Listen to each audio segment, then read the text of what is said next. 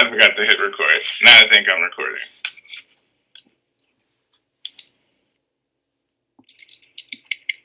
Cool. But I want to again say thank you all to those of you who are volunteering to serve as a point of contact for our department.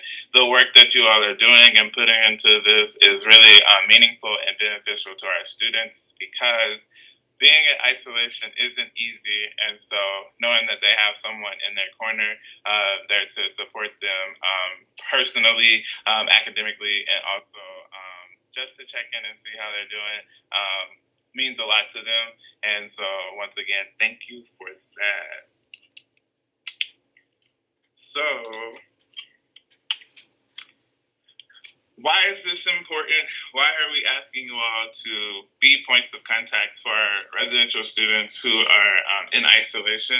And so one of the reasons is because caring for our students is the forefront of student success. And so knowing that they have that support system there to help them be successful, especially during this time of being in isolation, is meaningful to them.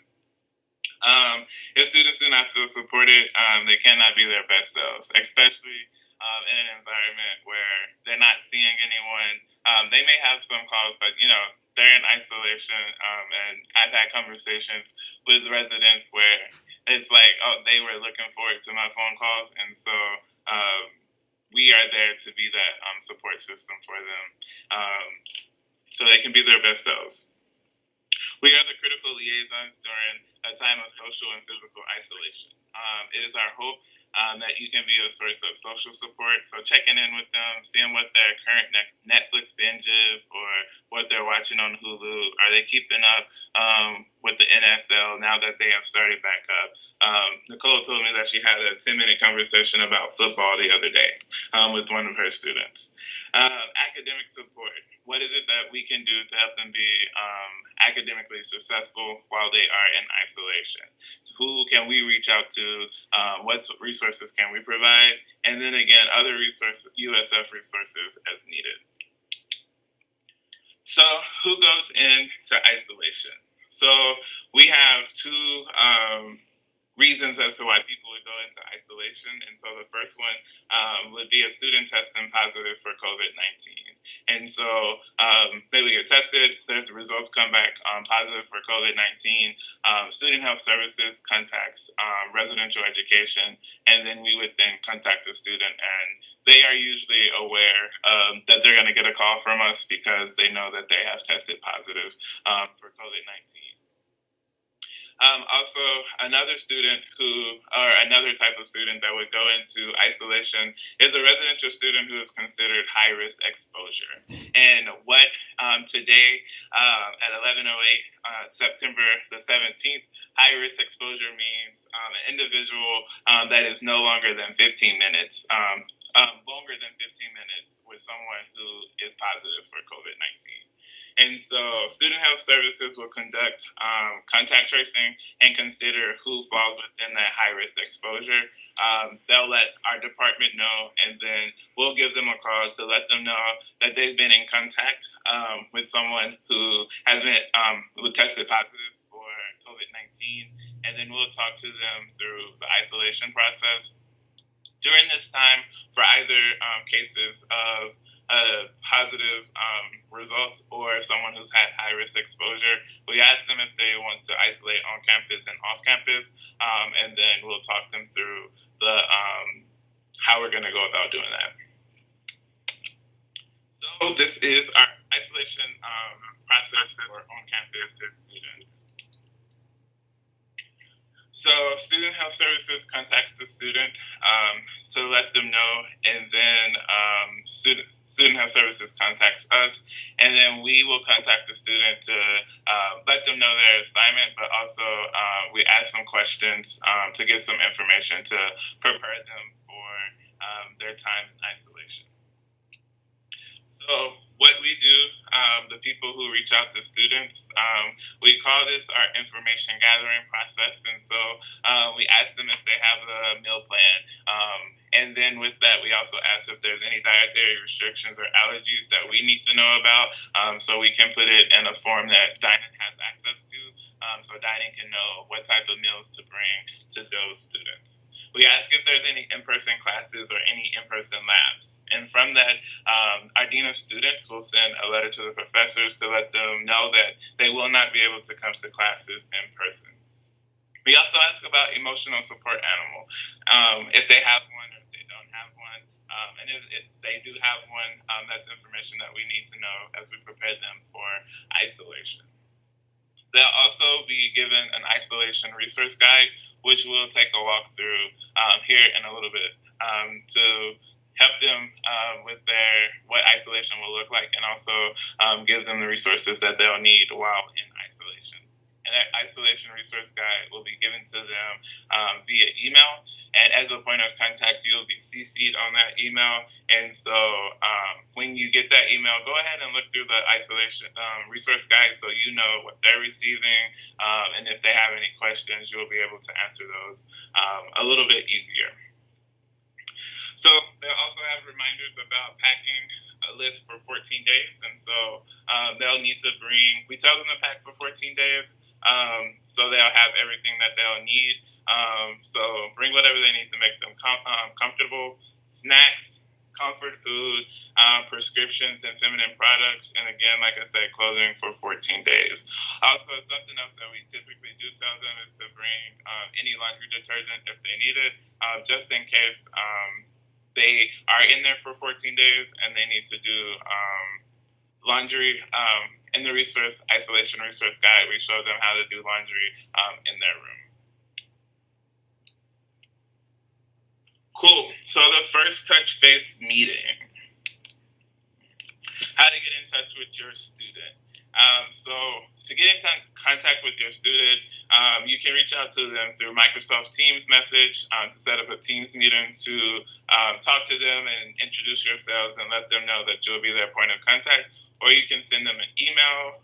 You can also give them a call through Microsoft Teams, or you can just call their cell phones. And so I know not every one of our point of contacts has access to cell phone numbers. So if that's the case, just reach out to your liaison, and then your liaison can help you get that cell phone number if you choose to reach out to them via phone. Some of our international students don't have U.S. numbers. So again, your point of contact will be a great resource on how to figure that out and how to get in contact with them if you choose to use the phone. I also know that a lot of our international students use WhatsApp. So if you have WhatsApp, that would be a good way if you choose to reach out by phone. And we like for our point of contacts to reach out to their students at least every other day. And so that can be a phone call that you're having with them every other day. And I think on your first initial phone call, maybe the second, you'll start to figure out if you need to call them every day versus every other day, because some of our residents are more high touch just because they're still adjusting and transitioning to what it means to be in isolation. What should we talk about? So the first meeting should include an overview of the rules and regulations. And for your context, it's also important to know that the rules and regulations are posted in their room so they can take a look at that. The isolation resource guide, so it overviews important phone numbers, so the Cypress duty phone number, the dining phone number, student health services phone numbers, and then counseling services. It also talks them through how to retrieve their mail and care packages, and this is at this time are the only deliveries that residents will be receiving. So packages cannot be Grubhub or Instacart or Uber Eats, nothing like that.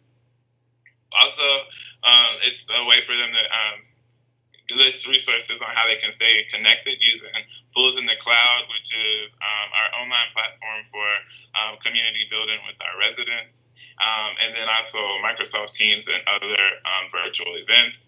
And as I stated, we talk about laundry in that document as well as checking out.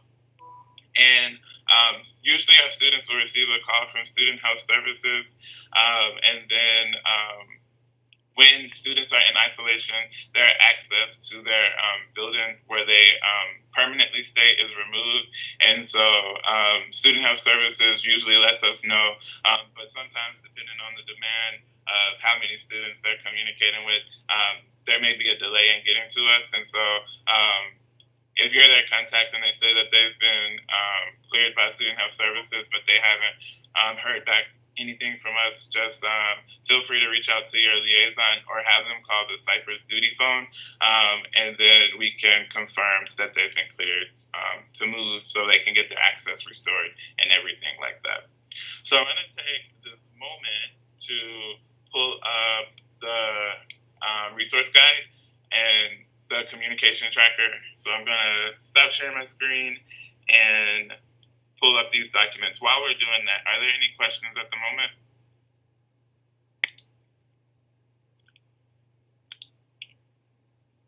I have a question.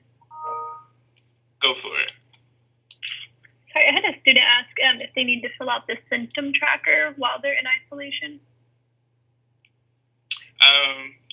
Julie? That's a good question. Okay. I think that the symptoms tracker, I don't know. I'll find out, and that's a good point of kind of getting that information, because I think their symptoms tracker the whole time their return to campus is just like a no until they're cleared by SHS. So I don't know even what would happen. So I don't think they have to, but I can get some clarification. That's good. Okay, thank you. Cool. Thank you for that question. Dylan, I was just going to add real quickly before you move on is that, so, and maybe if you're going to go over this, just stop me. So I think one of the things that happens is we, sometimes we get a large group of people on a Friday and it's late at night or whatever, and we're not asking for folks to necessarily have to do this over the weekend. But if it's during the week and, for example, you get somebody overnight, if it's possible to just kind of, within the work day that day, to not let a couple days pass without just reaching out on Teams and saying hello, and even if you don't have the opportunity to talk in that moment, just to say, hey, I'm here for you. Let me get through this day. I'll reach out tomorrow. Please reach out to me if you need anything. Just because what we're finding is that sometimes students are truthful and sometimes they're not, but our parents are wondering when our point of contacts are going to reach out. And so if it could be the next day, what we'll try to do over the weekend is we'll send a note and say, I will usually, if we put them in over the weekend, send them a separate note to say if you need anything to contact me until the weekday. But that also is for your personal preference too about how you use your weekends and things like that. So thanks for when you get that, kind of prioritizing that the next day. Thank you. That's all I got. Cool. Thank you, Julie. Alrighty. So this is what our residential student isolation resource guide looks like.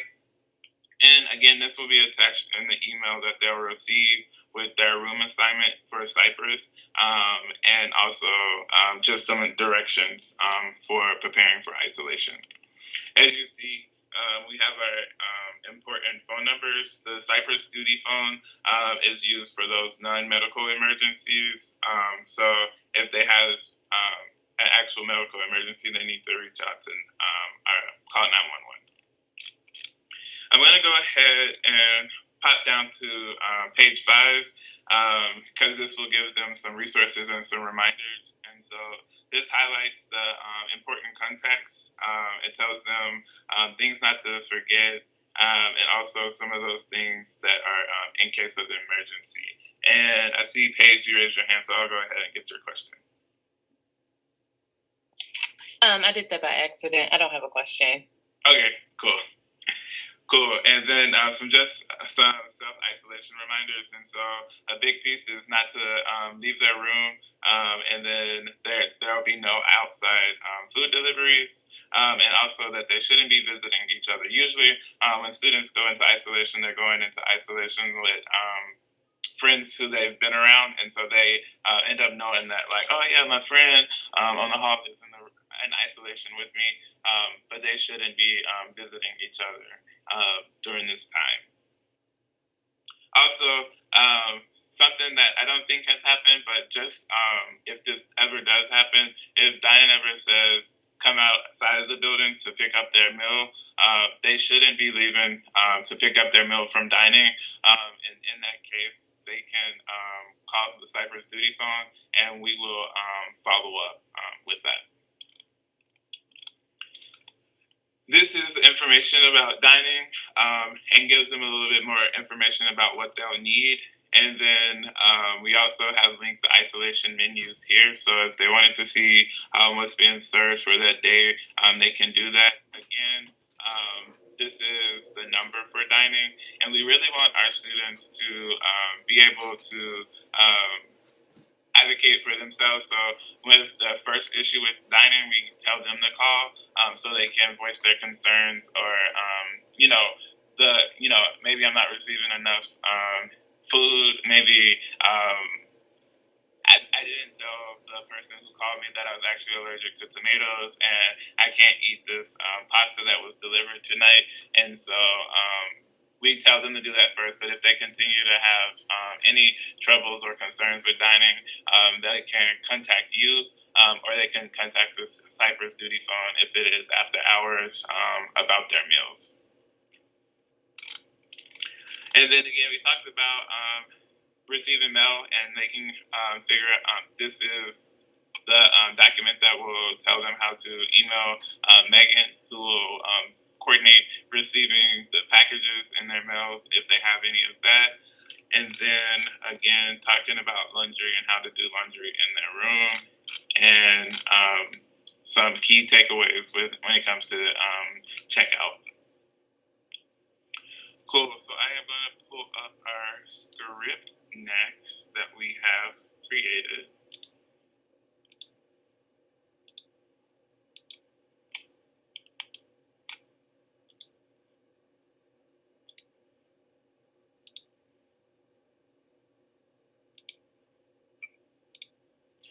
Cool. So this is our script for introductions.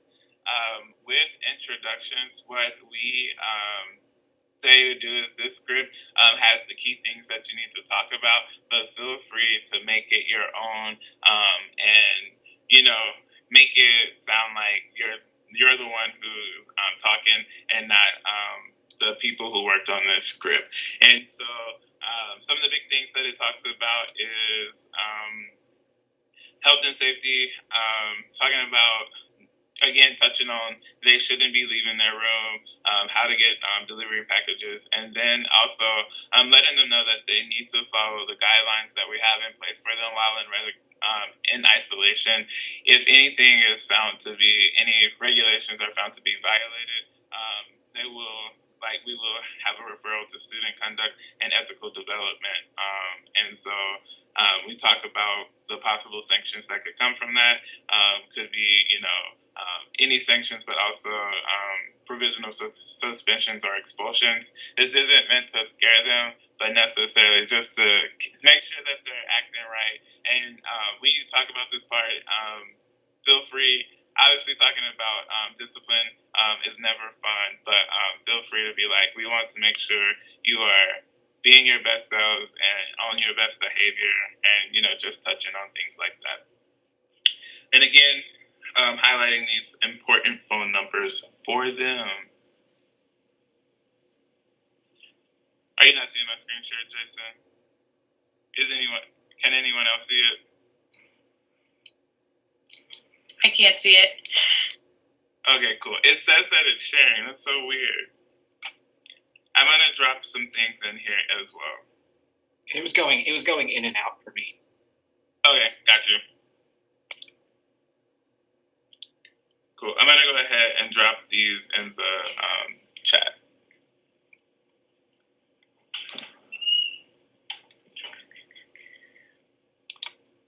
Now my computer's acting slow.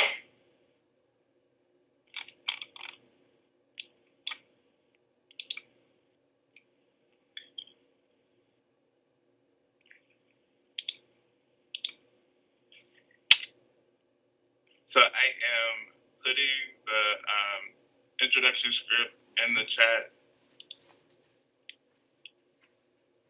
And Nicole, is it possible for you to put the other things in the chat as well? So the communication tracker and the isolation resource guide?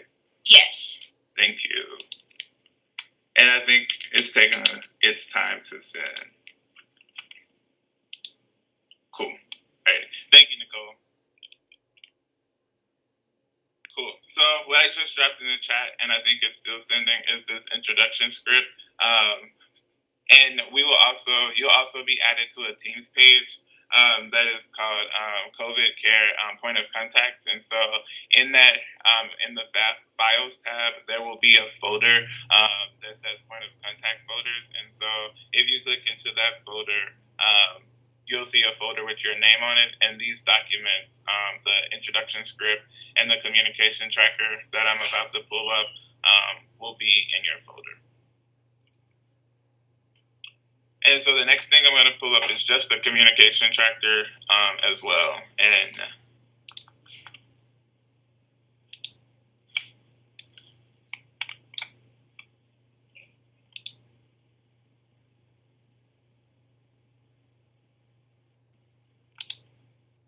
cool. Can you all see my screen?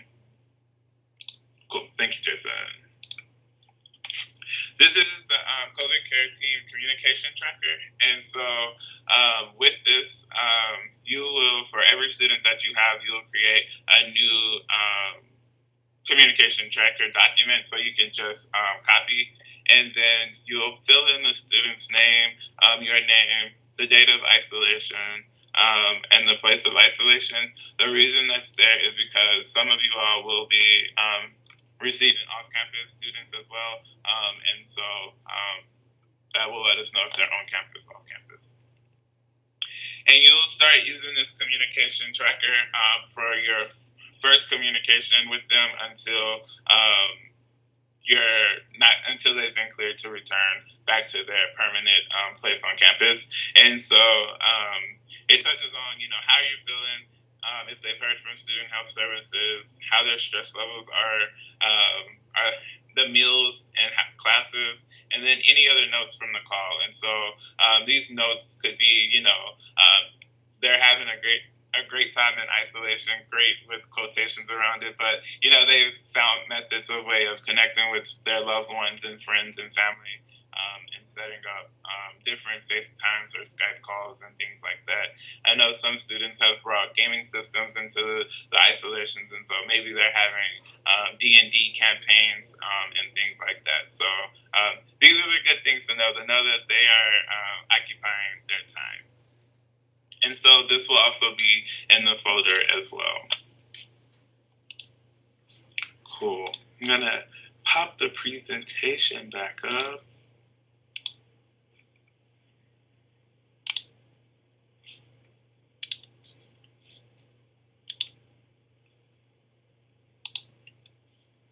All right. And you all can see my screen?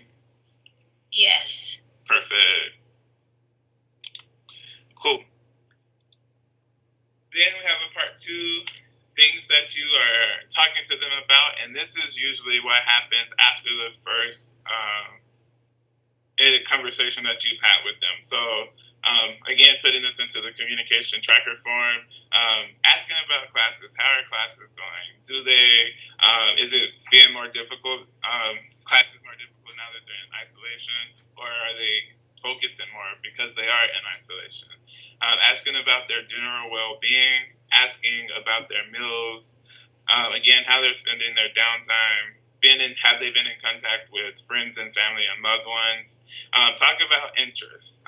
As I said earlier, Nicole shared with me that she talked about football for 10 minutes with her resident, and so looking for that, they are looking for that human connection. And so really trying to figure out what their interests are. And maybe it's not something that interests you, but maybe that's the opportunity where you can learn about it. I am not a big gamer. I'm not into anime, but I'll be willing to learn about it. Because you'll see their faces light up. Because some of them are they really love this the check-ins that we're having with them. Always wrap up with how I can be of any additional support. Giving them the opportunity to think. Maybe there's things that we didn't ask about, but it's on their mind, and so giving them that opportunity to be like, yeah, this is some of the things that I've been thinking about, and they will ask those questions. Cool. Isolation for off-campus. You'll use the same intro script. Obviously, taking out some of the things that talk about not leaving your room or no Uber Eats deliveries and things like that. But the big thing is that they can't come back to campus until they've been cleared by Student Health Services and like residential education. And so Student Health Services will be in contact with our department to let us know that students have been cleared, and if they're off campus, that they've been cleared to come back to live with us. Again, with off campus, you're reminding them that Dean of Students will send a letter for any in-person classes, and then essentially, they're off campus, but we're still trying to provide that support to them and give them resources that they need so they can be successful during their time away. And so still invite them to any virtual events that you know about, invite them to Bulls in the Cloud virtual events, or any, some of you all your departments and offices may be hosting some events, and feel free to invite them to that as well. The goal is to have them have an experience as if they really were on campus isolating. And again, you're still completing that communication tracker for these students as well. I feel like I went through that really fast, but feel free to ask me any questions that you may have. And if I need to go back to anything, this is the time. Hey, Dylan, this is Melissa. Cool. I got the clarifying question that I guess we will be emailed when we've been given a student. Is that correct? So I'm having a hard time hearing you, Alyssa. Sorry. I asked if when we are assigned a student, we'll be notified by email. Yeah, so you'll be notified that you're assigned a student by email. And so the email typically will come from Julie, and you'll be CC'd on that email. And then at the bottom of that email, it says that, so for in your case, it would say that Elisa Chisholm is your point of contact. Okay, got it. Awesome. Thank you. Yeah, you're welcome. Any other questions? Or Julie, Nicole, do y'all have anything that maybe I forgot? Nicole, go first. No, I thought Dylan did really great.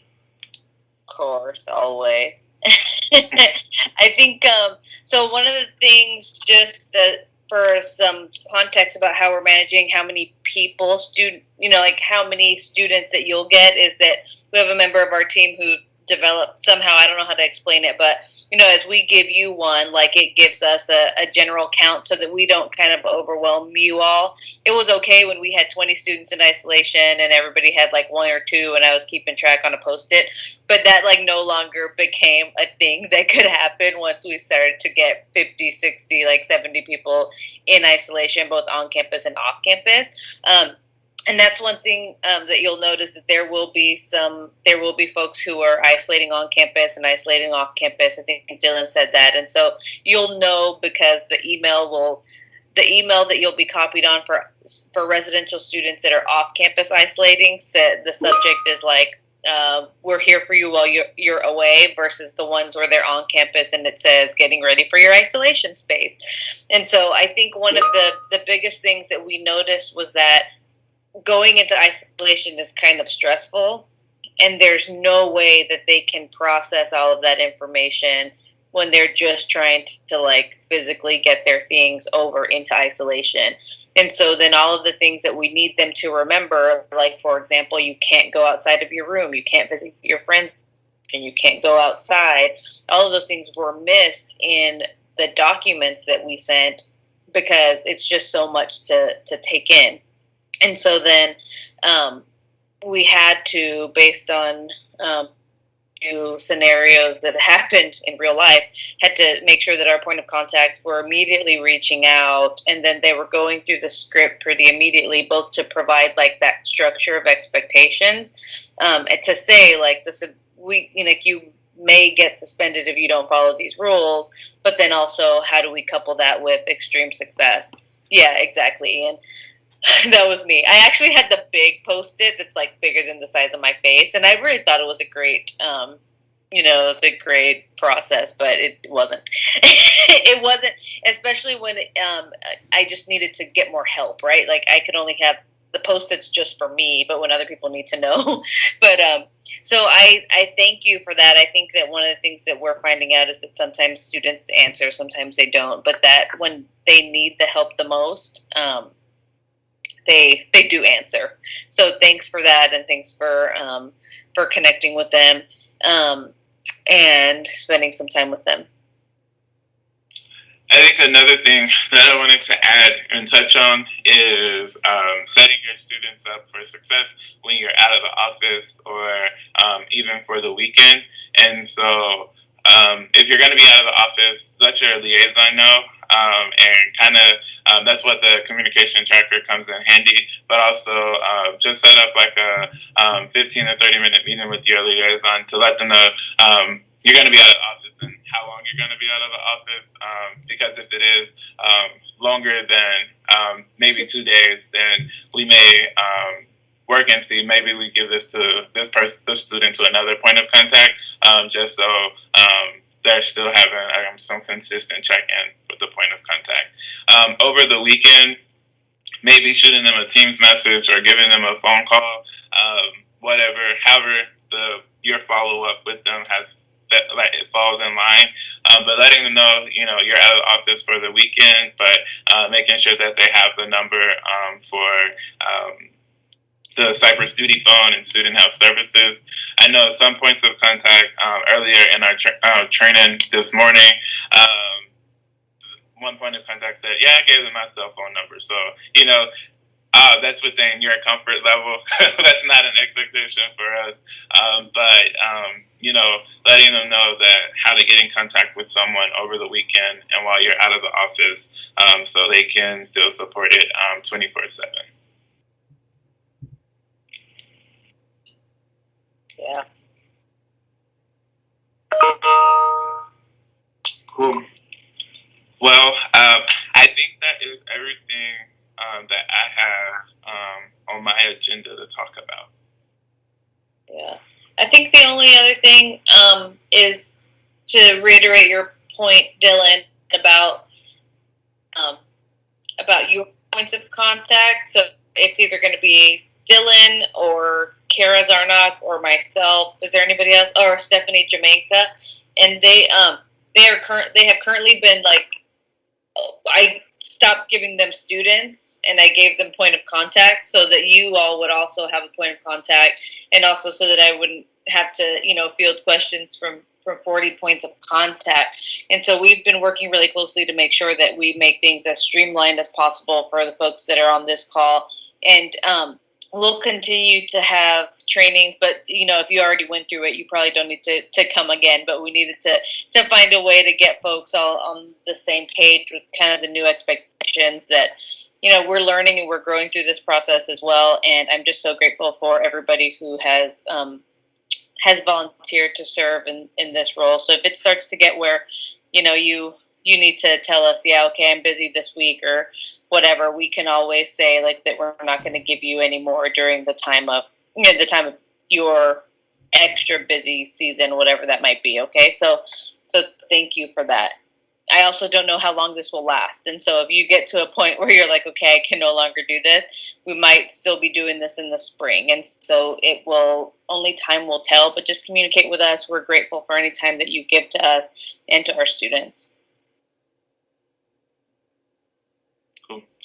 And the only thing that you can expect from us after this is if you're not in that Microsoft Teams group, we will add you to that Microsoft Teams group, and then your liaison will reach out to you to let you know that they are your liaison.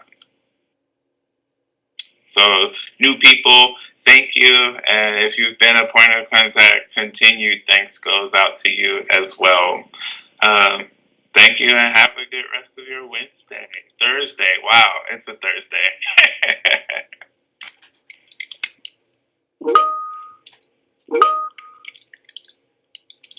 Thanks, Dylan. Good job. Thank you for creating this